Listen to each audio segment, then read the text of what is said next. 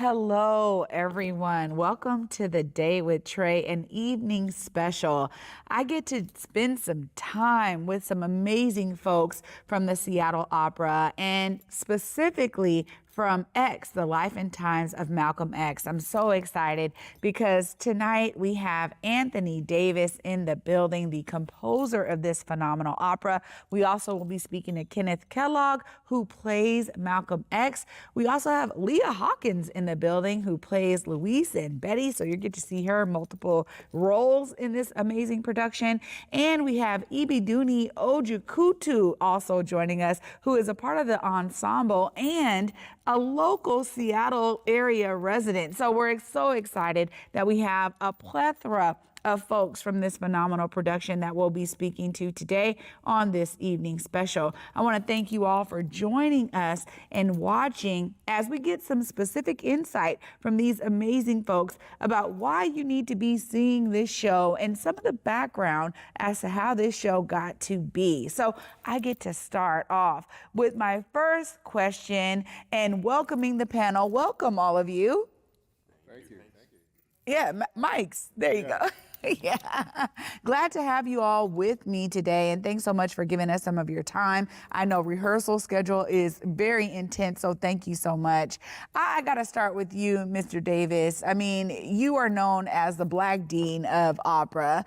And reading up on you, you've really allowed for your talent to be a part of so many different productions. But this is one that you wrote in the 80s. And so I want to hear about the beginnings of this opera specifically. What made you say, I need to bring Malcolm X's life to the stage in the opera? Tell us more. Well, it's a long story. My brother was in a play called El Hajj Malik, and he played the role of Malcolm X in the play. And so I went backstage to greet him after his performance, and he said, well, you know, the autobiography has so many references to music in it. You know, and maybe it would be great to do a musical about Malcolm X because you could basically tell the history of jazz from 1940s to 1960s through Malcolm's story, and it mirrors Malcolm's story. And I thought about it. I said, well, he's really a tragic hero. I think it's an opera. It's an opera, but so some of the ideas of the music evolve as the music evolves in terms of the evolution of jazz from the late 40s to the 60s is in the opera. It's embedded in some of the opera, but at the same time, I had to find more unifying themes that would work so it would tell his story. Yeah, well, this is something I think a lot of folks are trying to figure out right now. I mean, this specific opera is buzzing in Black community. I can tell you that. And lots of folks are like, what are we going to expect? And so that kind of brings me to you, Kenneth. I mean, when you think about playing this iconic role, I've been able to interview you before, but this is a role that is actually known by folks, right? Unlike some of the other roles you may have really portrayed. Tell us a bit about how you're taking on this icon of Malcolm X in this role. Yeah, it's different playing an imaginary character versus a character we all think we know. And it's that part that we think we know that really intrigues me about playing Malcolm X. We all know what the media has portrayed, what history has portrayed, but what I try to find in Malcolm X, or El Hajj Malik El Shabazz, is the humanity that we don't really know. He went through a lot in life, and there was a lot that shaped Malcolm X, who he became. So the way I approached playing this icon was to not make him iconic, but make him human. And it became important to find those moments, those tender moments between Betty and Malcolm, which we don't really get to see portrayed in the media much. So I try to portray the man and not the icon. Yeah, that's actually really huge. And I'm sure there's some personal nodes that you get to bring in to it when you take it from that perspective. So thank you for sharing that. I'll come to you too, Leah, because when we think about, Betty, I mean, there hasn't been a ton of, speculation necessarily about her. I think a lot of folks have these ideas. We kind of heard and we've seen movies and we've read books. But tell us a bit about how you're taking on, this role from maybe addressing what some of the folks think they know, as kind of Kenneth said. How are you actually utilizing your skills to bring her to life? Well, when I did it in the fall in New York, I watched so many videos of her because I wanted to sort of get her essence. And then I remember I went to the administration at the Met and I said, I'd really like to meet one of her daughters. Like, I want to meet someone who was connected to her because I think that's what will connect the dots for me. And so I got to meet her third daughter, Ilyasa Shabazz, who will be here, I think, shortly. And she was the one who gave me some insight into her mother about how sensual she was, how feminine she was.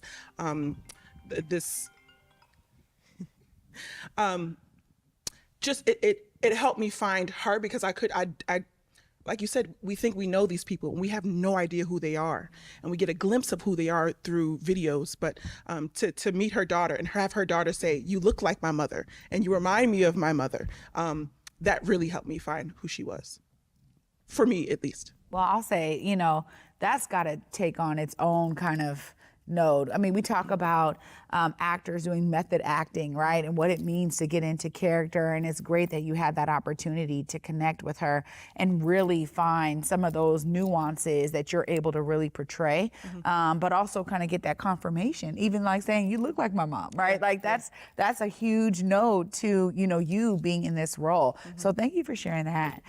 Ibi, I get to come to you because as someone who's, local here to the area and gets to be a part of this really iconic opera with this amazing cast. Tell us about how, that is resonating with you as a part of the ensemble. It's really fantastic. It's a huge story that needs to be told. Malcolm has such a reach throughout the country. There are people here who I didn't realize how much Black history, I think, was in Seattle. There's so many Langston Hughes. There's so many people who know these figures. And being able to be part of it and tell people you need to come and see this is a huge thing because there are so many parts of the story we don't know. He was a baby. He was a child, and you don't see that. And we only see the fiery Malcolm, And towards the end of his life, when he maybe settled a little bit and his philosophy started changing, and the way this opera tells that story is just amazing. It's just amazing. And it's a privilege to be part of it, honestly. Yeah, well, see, hearing it from y'all, there's even more of a reason to be here.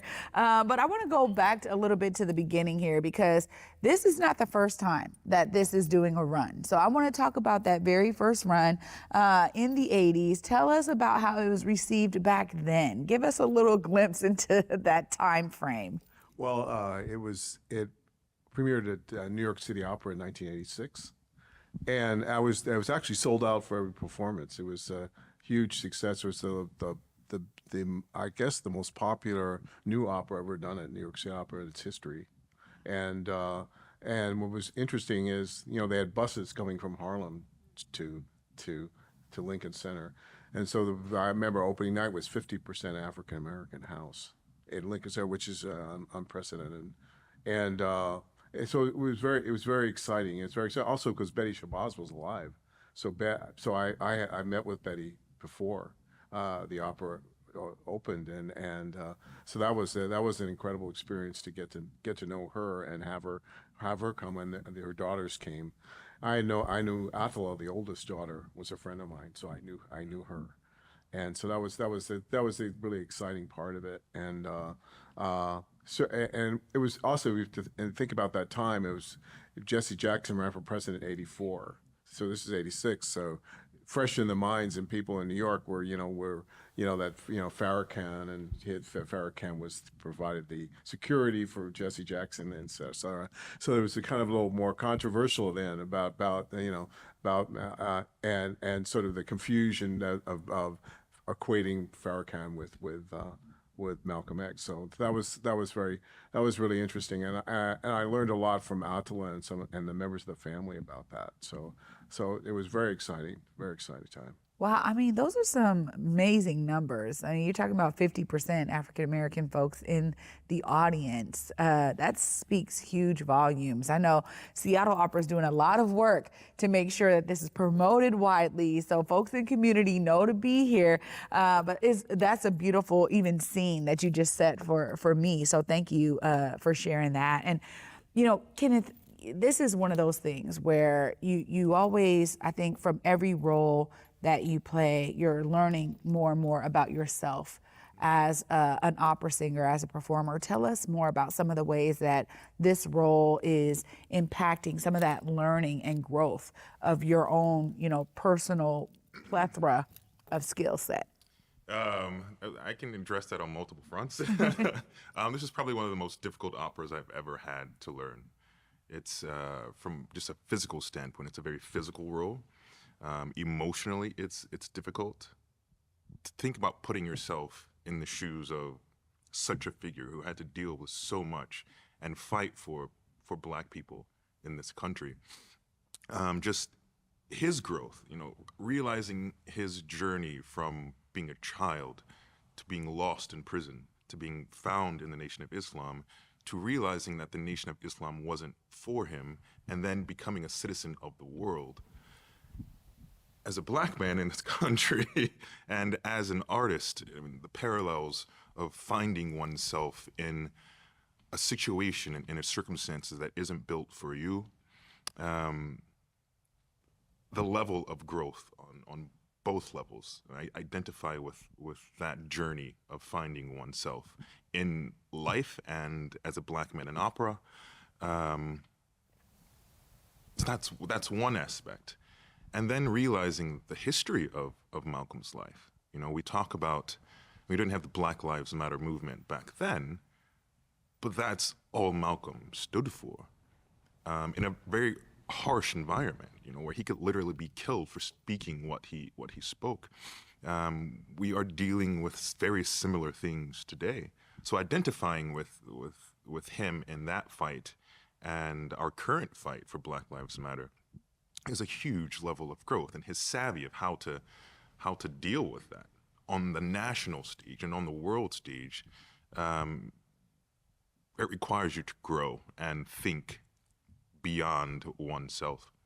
Yeah, I can only imagine, right? I connect to all of you as a thespian kid myself, right? Just being on stage and what it means to be able to take from every role that I was in, just my own personal experience, to then realizing that it was showing me some things about myself, especially through that characterization. So that's really great to hear that too, that there's always going to be those nodes. Leah, when you think about some of the ways that this role is impacting kind of your pedigree of roles that you've played, tell us how this stands out and maybe some of those things that you're taking away as well. These roles have really stretched me as an artist and an actress. They were real women. And so there's a certain level of respect that I want to bring to them.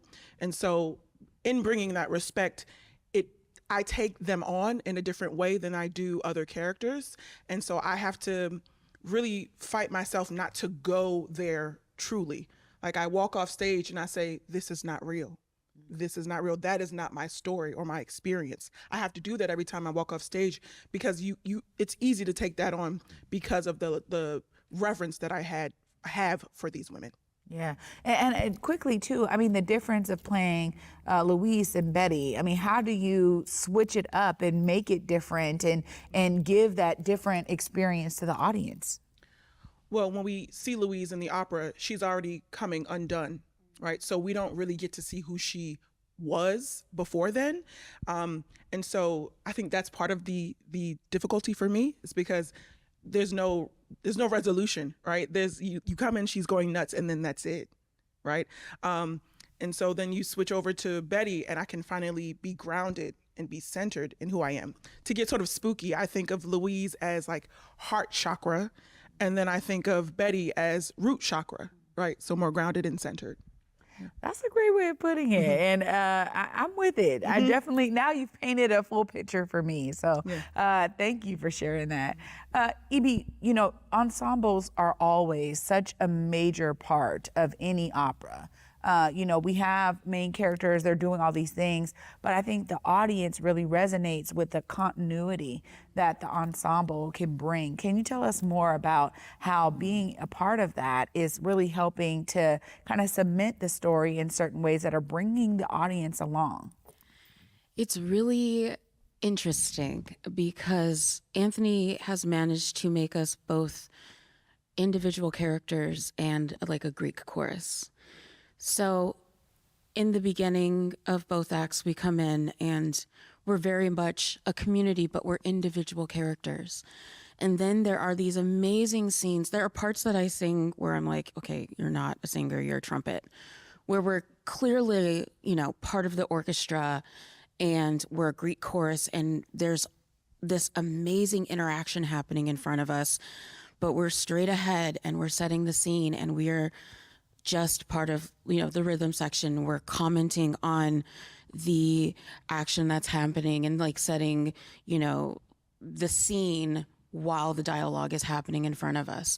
And it's really fantastic. And I honestly think that probably the Greek chorus parts are maybe my favorite because there's like a dreamy one. And then there's a really kind of percussive, like syncopated one. And there are just these beautiful, beautiful moments.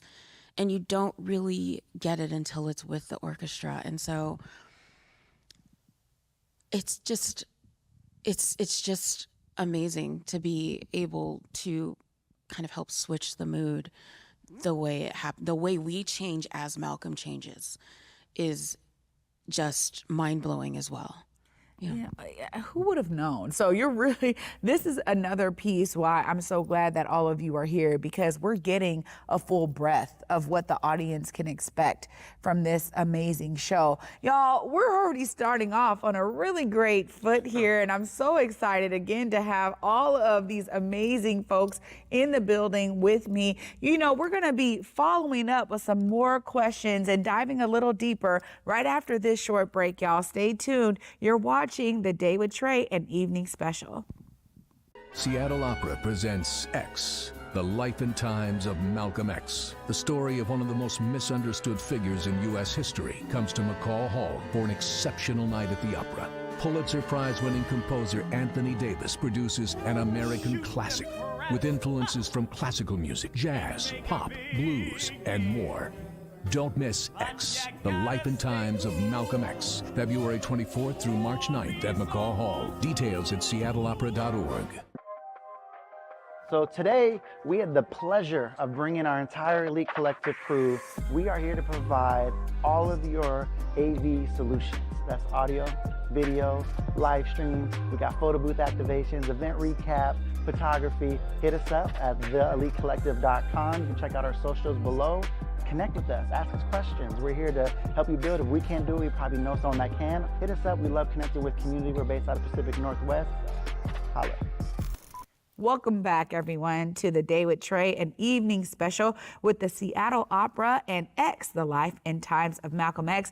I get to dive right back into this amazing discussion with these phenomenal folks here. I really want to kind of go to something that for me is an inspiration, and it is the Blackness of it all, right? I want to talk about that a bit here because that is something that I think a lot of folks in community are already talking about. People are getting their outfits together. Y'all know this is like, it's an homage to, how our elders and folks in our community used to dress up to go for that night out. That's what people are looking forward to. And so I want to talk to you all about how excited you are to be bringing something to community that allows for that to happen. I'm sure that was a part of the original when this first came out in New York. People showed up and showed out, but tell us about how, you now know a piece of your work is continuing that and giving folks a reason to come to the opera. Tell us more. No, that's very exciting. I mean, at the Met, I was very excited. Like we had with the Afrofuturist approach that Robert O'Hara had to the production. I have to say that we had this incredible costume, but at the same time, the costumes, what people wore to the opening, oh my God!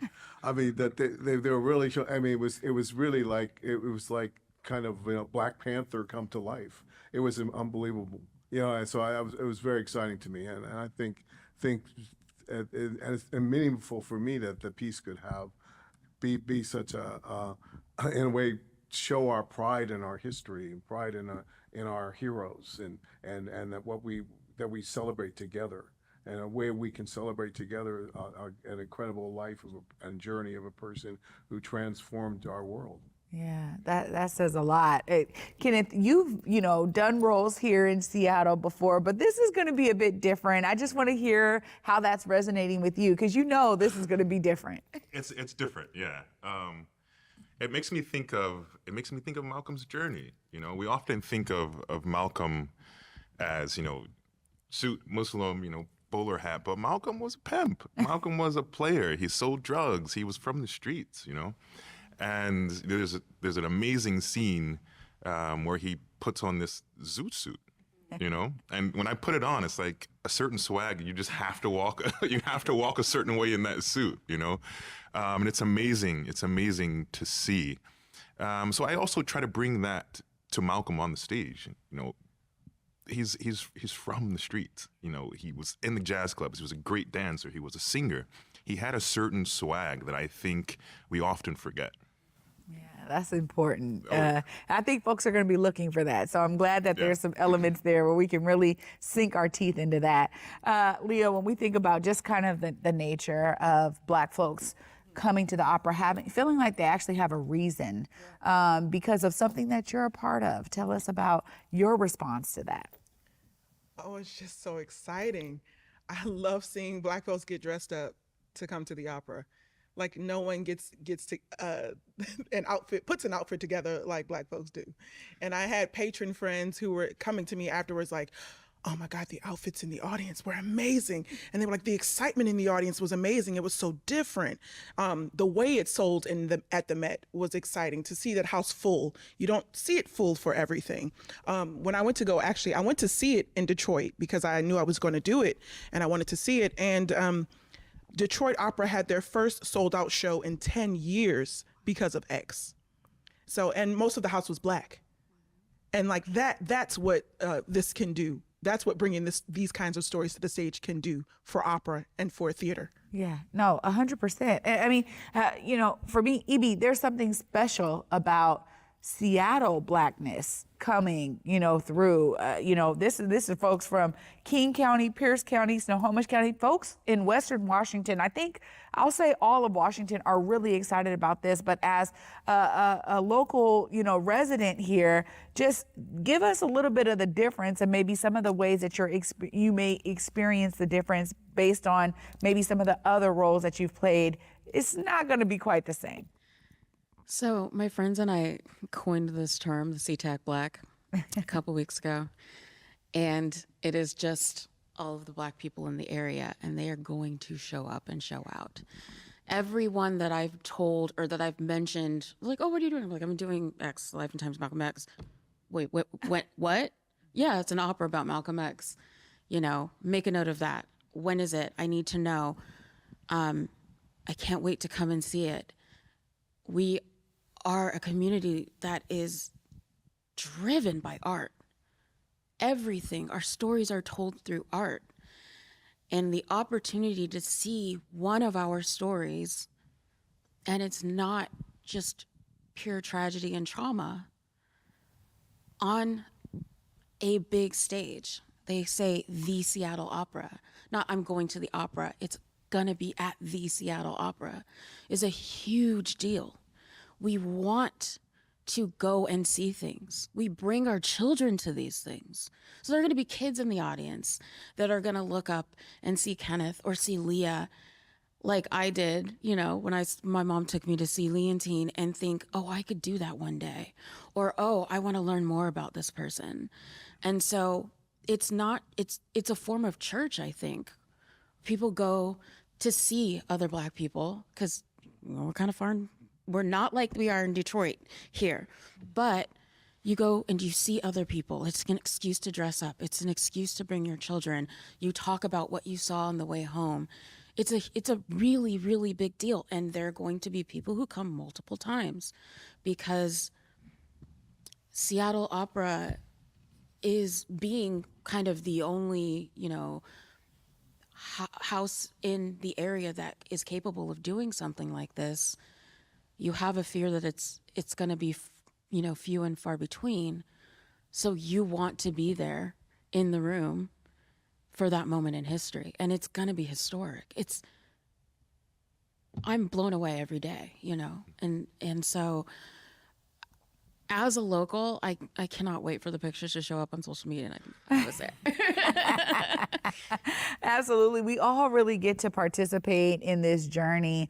And to be honest, we already understand the just kind of iconic nature of it and really the depth that it's bringing to this area specifically. I want to ask you, Mr. Davis, how this show is different than maybe some of the other works you've done throughout your career. Give us some of those differences and what makes this one maybe a little bit special. I don't want to put that in your mouth, but maybe a little special. No, it is special. This was my first opera, which is interesting because this is the first opera I ever composed. So it was like learning on the job when I was writing it. Wow. And it was very exciting. It was very exciting to me. It was discovery. I was discovering what the possibilities of the art form, and also with such the responsibility also of telling the story, telling Malcolm's story, and it was thrilling for me because also I felt an incredible energy when I was creating it because of just thinking about Malcolm and thinking about how we could bring this to the stage, and it was also about how we could bring different music to opera, bring the music that Malcolm loved. He loved jazz, loved the music, and musicians loved him. I knew so many musicians who knew him. Some of my mentors, like Max Roach was a mentor for me, and he was very close to Malcolm. So I knew that he was very much a part of the music.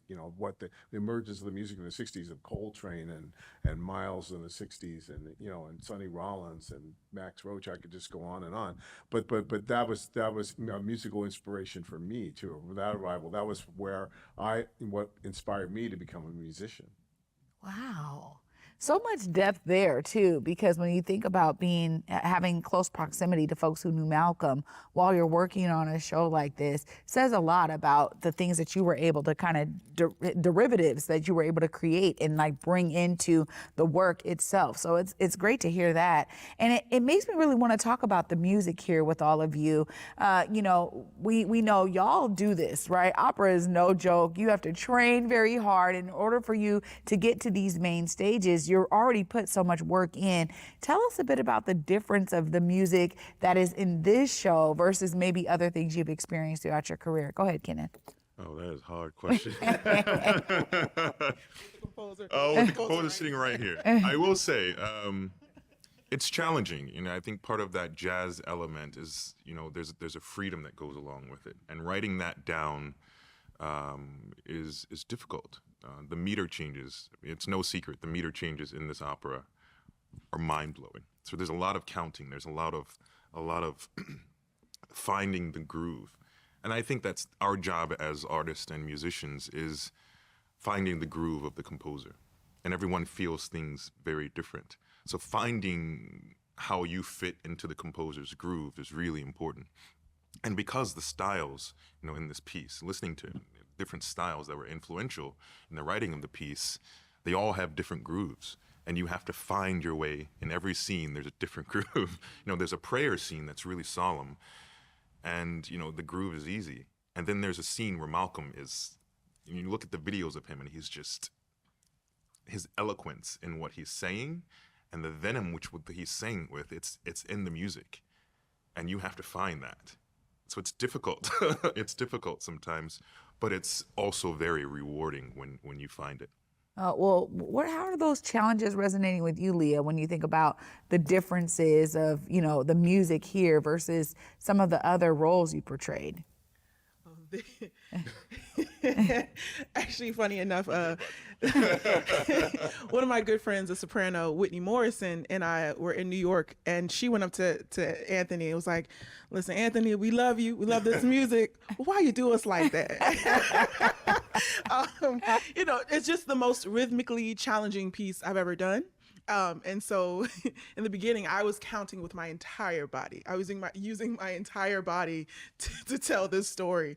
And so I think that's why I was so exhausted doing it in the beginning, because it takes all of your focus. you know. But it makes sense for these kinds of characters that it would take everything that you have in order to do them. So it's a challenge, but it's one that I accept wholeheartedly. So, thank you. Absolutely. And she rises to it too. There we go. We rises to the occasion. Amazing. For you, EB, clearly, I mean, you talked about the differences of the ensemble and the ways that y'all have to switch your style up. When you think about some of the ways that, you know, this stands outside of, or maybe, you know, above maybe even some of the other roles that you've played, how has that resonated with you in your career? It's wildly different. Like they said, it is no secret that Maestro Davis's music is incredibly difficult to learn. Myself and Elena Lewis, the other soprano, are the only two new members of the ensemble. So we came in with people who knew what they were doing, which is great. It's really hard to learn on your own. You have to have all of the other pieces of the puzzle. So when that Met broadcast happened, I was there with my voice teacher sitting right next to me with my score in the theater. Oh, that's the way it happens. It's not something that I could, you know, get a study recording made or watch, you know, it's not 100 or 200 years old. I can't just find a couple of recordings and hear how it fits in the structure. But it is so incredibly, I'm not gonna lie, there are moments where I'm on stage and I'm looking serene and I'm literally like squeezing my prop or whatever because I'm counting. Like if you can see these little chubby fingers, you will see like 1, 2, 3, 1. That's me counting. But it is also, I have discovered parts of my voice I didn't know were there. There's an extension in there that I didn't realize until my castmates were like, oh yeah, that's in there, you know. Because I have to. You have no choice. Maestro Davis's music is demanding and unrelenting, but also so incredibly rewarding. So it is hands down. I've sung Central Park 5, which is difficult in other ways, but the music is incredibly demanding, but it also teaches you that if you can learn this, I don't mean survive it, because you live it, you can learn anything. It's kind of the pinnacle of, oh yeah, I can learn. I'm not worried about that because I made it through this, you know? Yeah. Yeah. It sets a different standard. I mean, that's what I'm hearing you all share, really. It sets a different standard. And it's interesting because when you talk about it being your first opera and learning on the job, clearly you were like, look, I'm outside the box. I don't have to fit within the boxes of like what, you know, other composers have done, which sounds like what all of you are experiencing. You know, we talked about how, you know, it started in '86, right, and at the New York Met. I want to hear from you all, like, why now? Why is it coming back around? The interest now, you know, this is being, you know, shown in different cities across the country.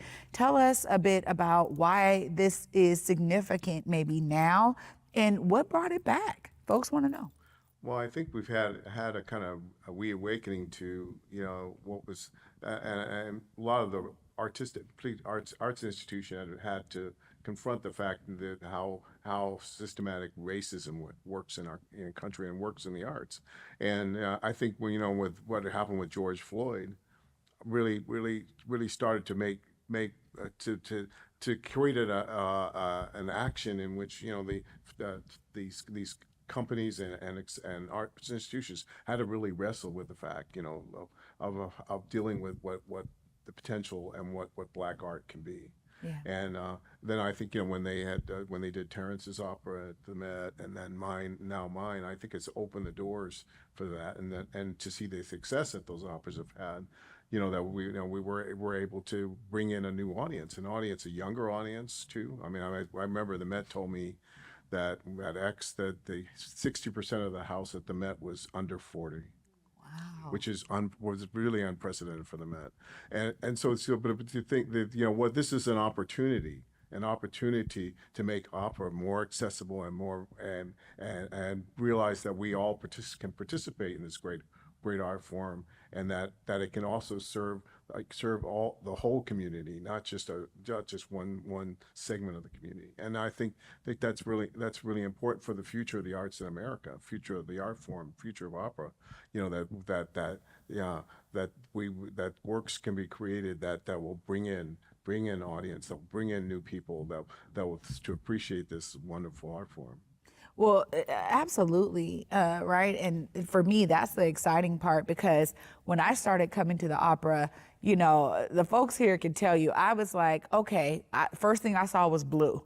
And so then I was like, well, can we do more of it? Like, where am I going to see more Black folks, you know, or more Black stories being told in this art form?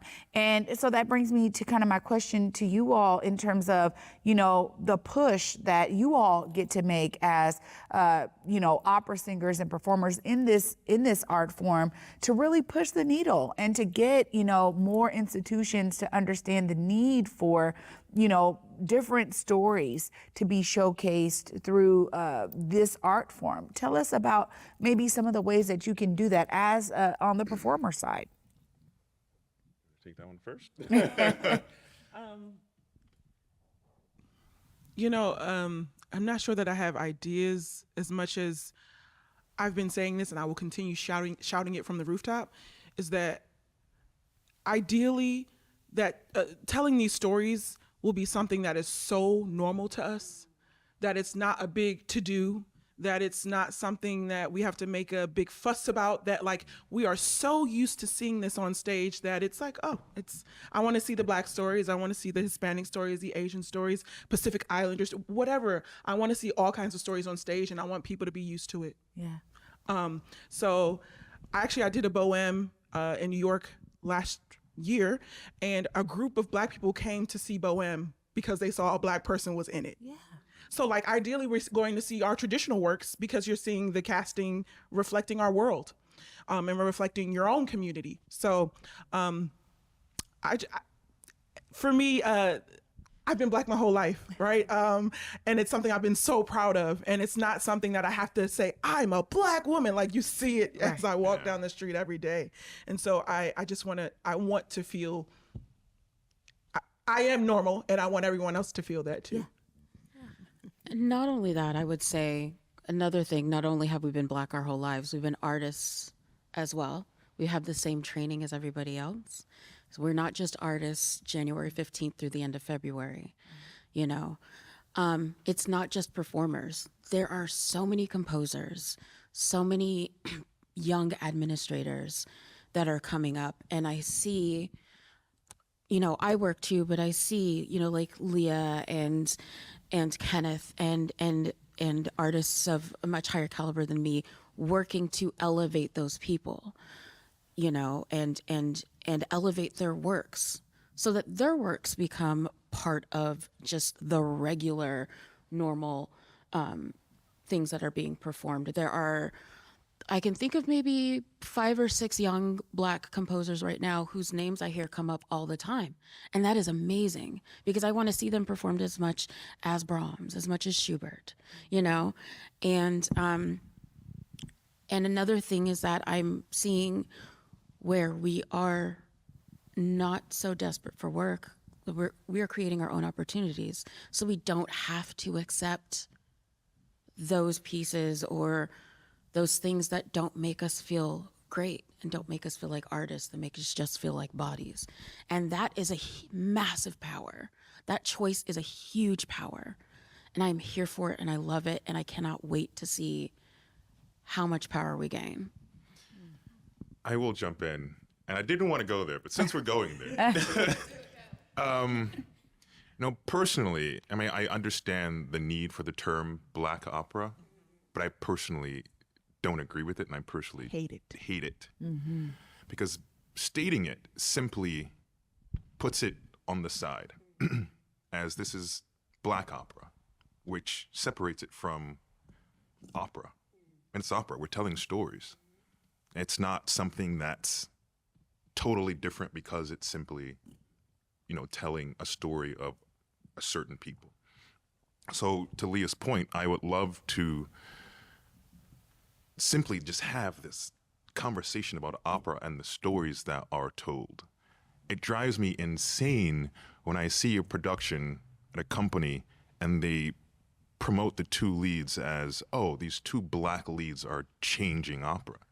Really? They're just simply doing their jobs and telling their story. The fact that they're black is special, but it shouldn't be special because they are performing at the caliber of any other opera singer, black, white, yellow, brown.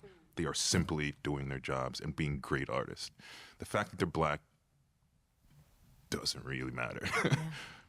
And to the effect of it just being people telling stories, every opera talks about, and we talked about this before, every opera talks about the human condition. And to separate black people from that human condition does us a disservice. We've been in this era of, black operas being told. And I warned the general directors, like, we're creating a situation where only black singers are going to be able to do these roles. So you shut the door and you pigeonhole us further.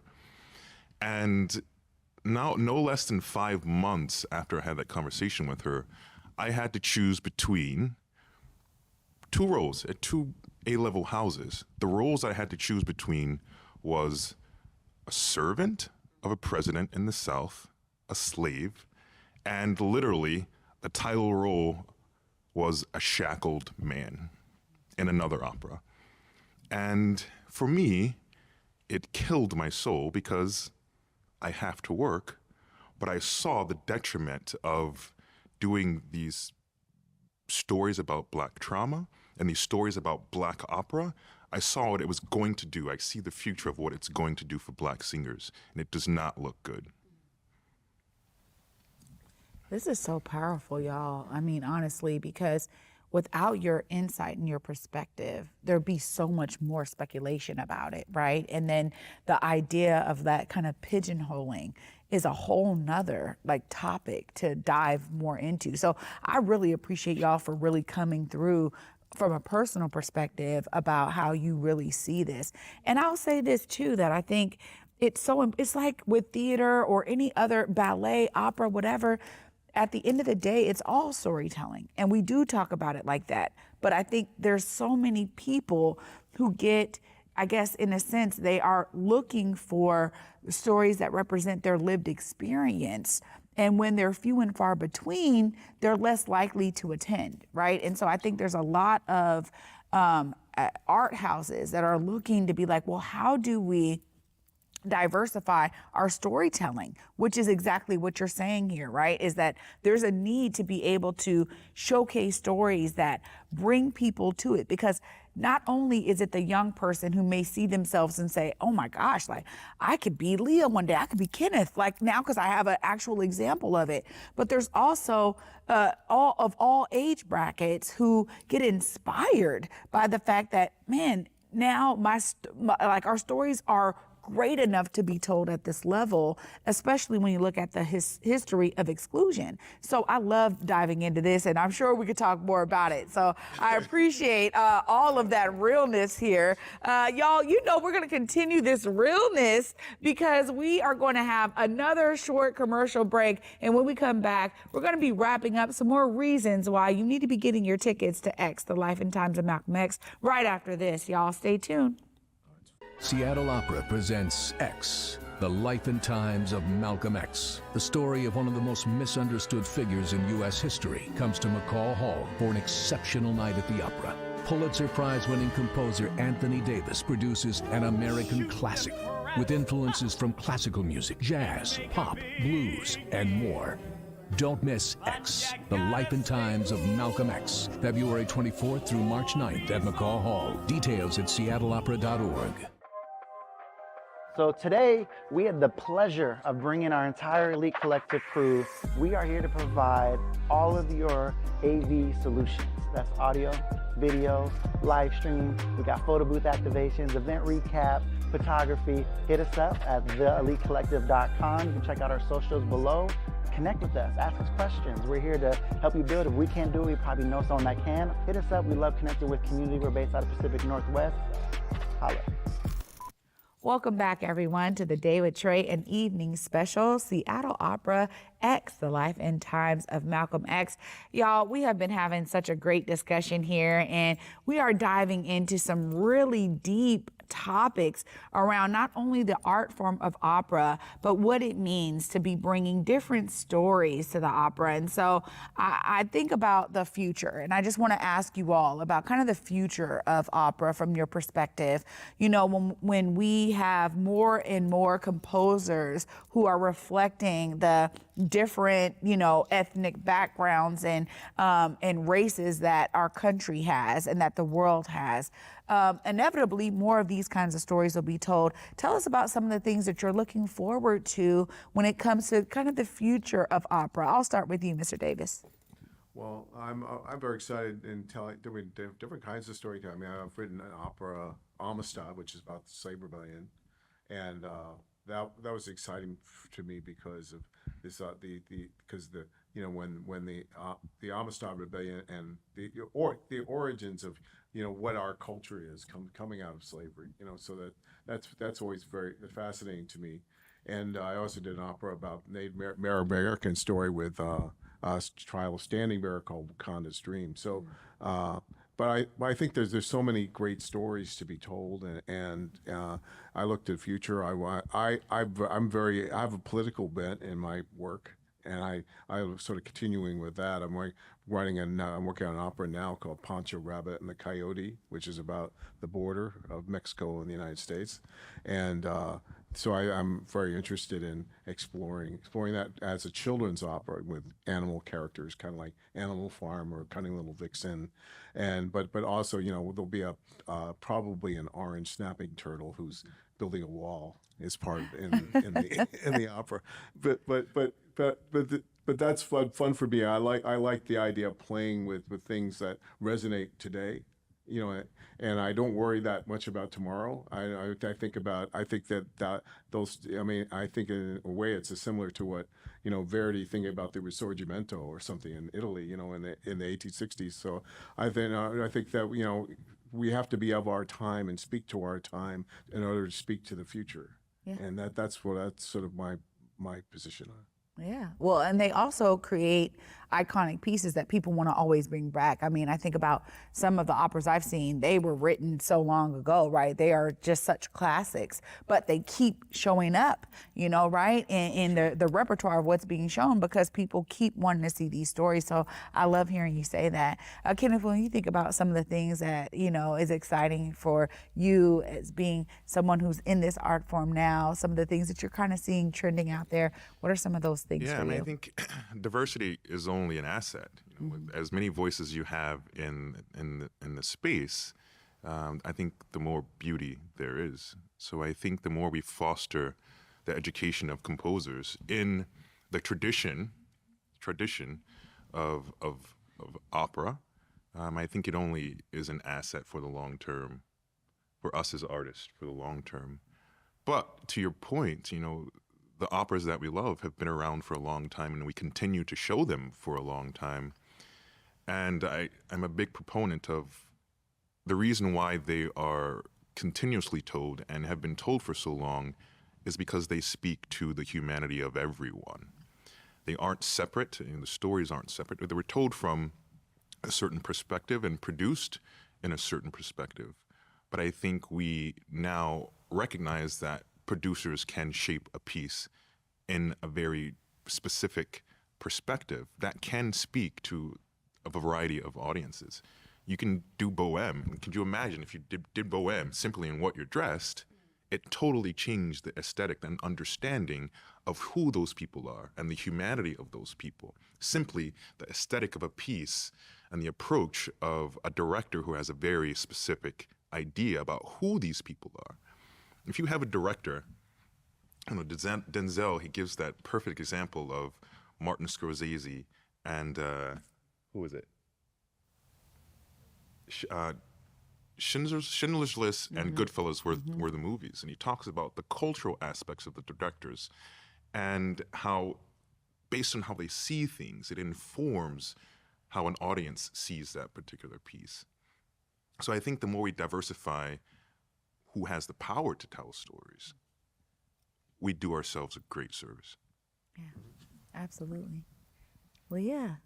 I have nothing to add to that. you concur. Right on. Evie. I look forward to seeing what these young composers come up with. While you guys are having your serious discussions at the front, the ensemble has had some fun discussions. Like, we would love a living single opera, some joy. Give me a comedy. We're real funny. Wakanda the opera. That would be gorgeous. But Kenneth is right. Just changing the perspective of the director is enough to update the story and make it resonate with more people. These operas that are, common in the canon, it's because, not just because the music is beautiful, but because people are like, oh, I love that part when X, Y, and Z happens. It makes them feel something. And there's so much out there now that people are saying and people are learning how to say. And I just look forward to seeing these stories get written and how they resonate with people, and to see operas for kids. And I remember my first opera, my godmother bought me Where the Wild Things Are to watch on video, and it was wild. It was amazing. But seeing stories told by people my age or younger, and having it actually reflect what we've lived, I think is going to be amazing, because I think there's going to be a whole lot of joy coming. We are trying to work past trauma. We're not just a trauma-ridden people. We have gone far past that. We always have. That's why we're still here. And I cannot wait to see what happens next. Yeah. Lots of good notes here. And lastly, I got to give all of y'all time in the true Day with Trae fashion. We love to make sure the audience hears from all of you why they need to be here at X, Life and Times of Malcolm X. I'm going to go right down the line, but give us those few things that people, maybe they won't expect, maybe they do, but this is the reason that they need to be here. Mr. Davis. Well, because one of the things is to have an emotional experience, that music is emotional, and it plays to emotions, and to feel what Malcolm felt, to feel what was happening at the time, to feel the forces that were at play during his life. I mean, I think it's something that that will create, is an emotional experience. That's a very personal experience, and I hope they have a chance to have that. Yeah, absolutely. I'll go back to the opera. And the first thing Malcolm says in the opera is, "I will not tell you what I know." He's not here to tell us what he knows, but this opera speaks to his truth. And we think we know him, but I think this opera gives us more insight to Malcolm X, the icon, and El Hajj Malik El Shabazz, the man. Thank you. Yeah. Come to see a celebration of Blackness. Come to hear a Black man's music over top of Black women's words. Come to hear Black voices. Come to see costumes designed by a Black woman. Come to see a show directed by a Black man. Come to celebrate in all of the beautiful Blackness. Yeah. 100%. I don't know when you are going to get a chance to hear the caliber of singing that is happening in that room. There's not a weak person in the cast or in the orchestra. It is, people are singing down, and the show is stunning. So everybody needs to come to see it so that you can say that you saw it, and then come again, because you'll catch something new every time. Yeah, I'm already trying to mark my calendar for when I'm coming back. So I just want to thank all of y'all for giving me some time and really giving the audience some personal perspective on not only the characters you're playing and portraying, but the reason why folks need to be attending the opera. That's really what this is about. So thank you so much, all of you, for spending some time with me today to shine a light on why folks need to be there at X, The Life and Times of X. Appreciate all of you. Thank you for having us. Yeah, thank you.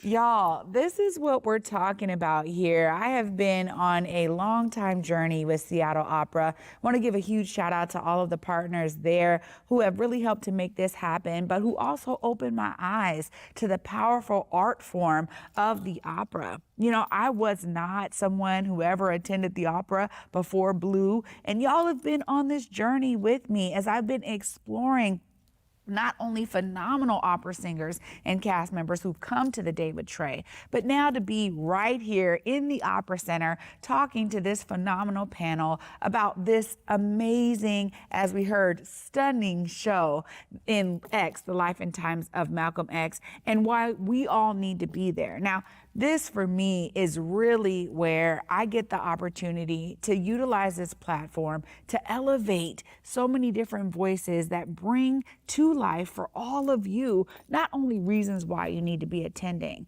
but why you need to understand the stories that are told in opera are stories we can all connect with, whether it's X, The Life and Times of X, or another story. Ultimately, you know, we have some phenomenal folks who are making these productions happen right here in the Pacific Northwest for your enjoyment. So I hope that you enjoyed the Day with Trae this evening special tonight, because I surely did. Y'all know I'm inspired by everything folks shared here tonight.